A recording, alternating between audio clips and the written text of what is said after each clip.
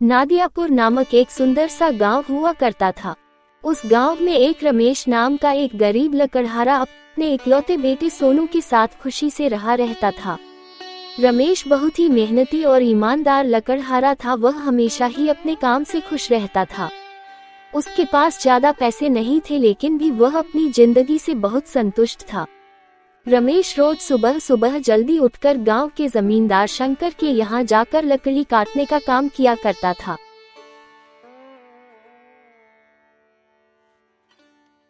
लकड़ी काटने के बदले शंकर रमेश को देता था, जिससे रमेश और उसके घर परिवार का गुजारा जैसे तैसे हुआ करता था। राधा, मैं काम पर जा रहा हूँ, आज बहुत देर हो गई है, तो तुम सोनू को स्कूल छोड़ आना।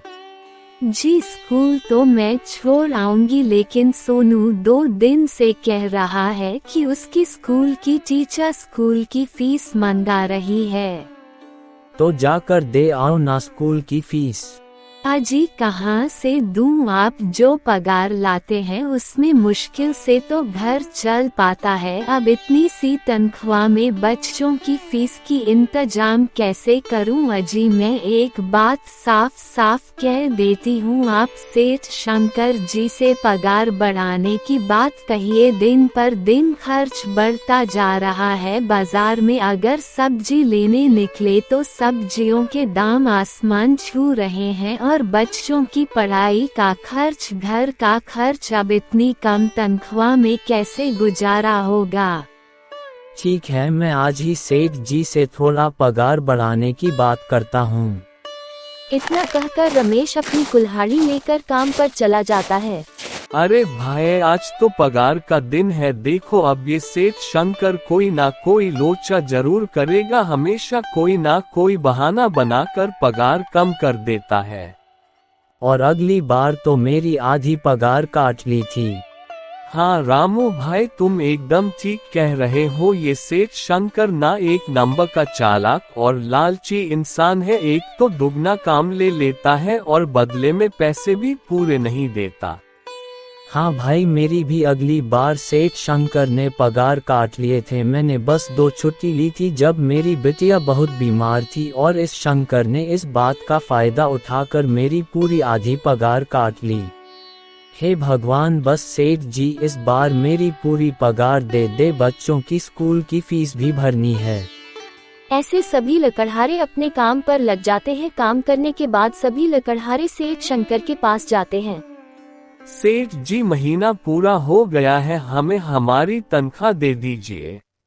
देखो भाइयों, अभी मेरे पास तुम्हें देने के लिए पैसे नहीं है। अभी माल नहीं बिका है, सारा माल गोदाम में ही पड़ा हुआ है। कल या परसों तक तुम्हें तुम्हारी तनख्वाह मिल जाएगी।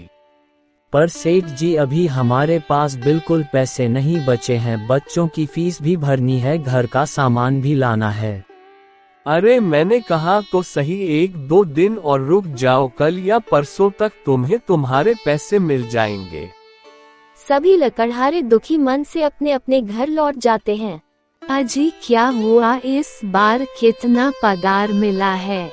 राधा, अभी कोई पगार नहीं मिला। सेठ जी ने कहा है कि 1-2 दिन में पगार मिल जाएगा।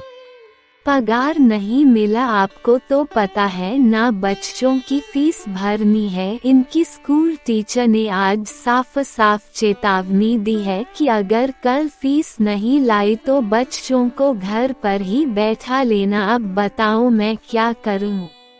मैं क्या करूं राधा, सेठ जी कभी समय पर पैसे देते ही नहीं है। अब तो बस हम इंतजार के सिवा और कुछ नहीं कर सकते हैं। 1-2 दिन की बात है, देख लेते हैं। ऐसे ही 2 दिन गुजर जाते हैं। 2 दिन बाद सेठ शंकर सबको पगार देता है। अरे रामू, ये ले अपनी इस महीने की पगार। सेठ जी, ये तो बस 2000 है। मैंने तो इस महीने 3000 तक का काम किया है। हाँ, काम तो किया है, लेकिन तूने 1 घंटे आराम भी तो किया है। ये पैसे उसी आराम के कटे हैं। पर सेठ जी, आपने तो कहा था 8 घंटे काम के महीने में 3000 मिलेंगे, और मैंने तो 8 घंटे काम किया और 1 घंटे आराम। देख रामू, मुझे ज्यादा हिसाब किताब ना समझा, ये 2000 रख, अगर चाहिए तो, और अगर नहीं चाहिए तो कहीं और काम ढूंढ ले। बेचारे रामू के पास उन पैसों को लेने के सिवाय और कोई रास्ता नहीं था। रामू चुपचाप वह पैसे रख लेता है। रमेश, ये लो तुम्हारे 2500 रुपए। पर सेठ जी 2500 क्यों? मेरे तो पूरे 3000 बनते हैं ना। मैंने तो कोई छुट्टी भी नहीं ली है और ना ही कोई आराम। मैंने तो अपना सारा काम समय पर किया है। हाँ, समय पर तो किया है, पर इस समय बाजार में लकड़ियों का दाम काफी सस्ता हो गया है। इस वजह से अभी तुम्हें भी पगार कम ही मिलेगी जब तक लकड़ियों का दाम नहीं बढ़ता। पर सेठ जी, बात तो 3000 की हुई थी ना। अब 2500 में घर कैसे चलाऊंगा? बच्चों की स्कूल की फीस भी भरनी है। सेठ जी, इस बार आप मेरी पूरी पगार दे दीजिए। 2500 रुपए ही मिलेंगे। तुझे यहाँ काम करना है तो कर, वरना कहीं और काम ढूंढ ले। बेचारे रमेश के पास उन पैसों को लेने के सिवाय और कोई रास्ता नहीं था। अजी आ गए, आज कितनी पगार मिला है? राधा, इस बार सेठ जी ने बस 2500 ही दिए हैं। बस इतने में घर कैसे चलाए? बच्चों की फीस में ही 1000 लग जाएंगे, फिर 1500 में क्या क्या करेंगे?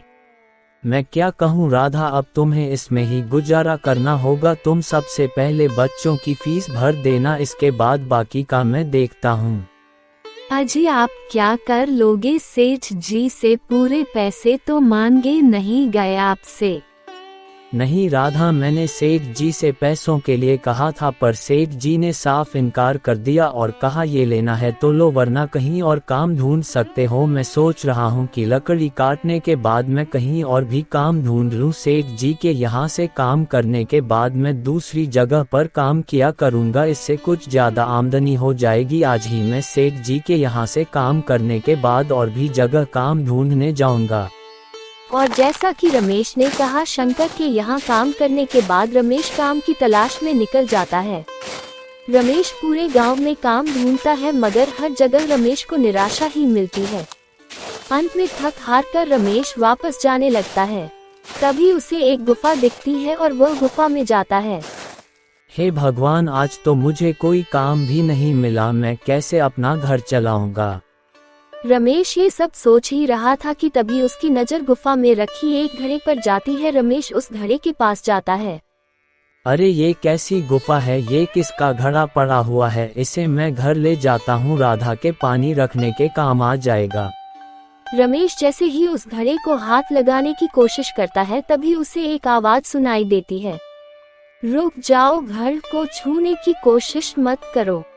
यह आवाज सुनकर रमेश इधर उधर देखने लग जाता है। तभी गुफा में एक बूढ़ी औरत प्रकट होती है और रमेश से कहती है, कौन हो तुम और मेरी गुफा में क्या कर रहे हो? मुझे माफ करना, मेरी नज़र इस घड़े पर पड़ गई, माफ कीजिए दादी। मुझे लगा यहाँ कोई नहीं है तो ये घड़ा किसी का नहीं होगा, इसलिए मैंने इसे छुआ। बेटा रमेश, तुम्हें डरने की जरूरत नहीं है, मैं तुम्हारे बारे में सब जानती हूँ। तुम एक सच्चे इंसान हो, इसलिए तुम इस घड़े को छुआ। अब तुमने इस घड़े को छुआ है तो ये घड़ा तुम्हारा हुआ। नहीं, मुझे ये घड़ा नहीं चाहिए दादी, मैं तो बस इसे देख रहा था। फिर रमेश घड़े को लेकर घर वापस आ जाता है। राधा, ये देखो, यह मैं क्या लेकर आया हूँ। क्या लाए हो आप? बस यह एक पुराना घड़ा। सबसे पहले आप तो काम की तलाश में गए थे ना, तो कोई दूसरा काम मिला कि नहीं? अरे राधा, मेरी पूरी बात तो सुनो, यह कोई ऐसा वैसा घड़ा नहीं है, बल्कि यह जादुई घड़ा है। रमेश राधा को वह सारी घटना के बारे में बताता है जो उसके साथ हुई। अच्छा, तो आपके कहने का मतलब है कि इस घड़े में हमें कोई ऐसी चीज डालनी होगी जिसकी हमें सबसे ज्यादा जरूरत है। अरे राधा, मुझे 1 रुपए का सिक्का ला कर दो ना।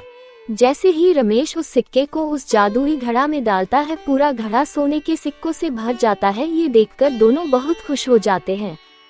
राधा, मैं इन सोने के सिक्कों को बेचकर अपने उन गरीब लकड़हारे दोस्तों की भी मदद करना चाहता हूँ और जो भी बेसहारा लोग हैं उन सभी का मदद करना चाहता हूँ। उस दिन के बाद रमेश की सारी समस्या खत्म हो जाती है और रमेश गरीब बेसहारा लोगों की मदद करना शुरू कर देता है।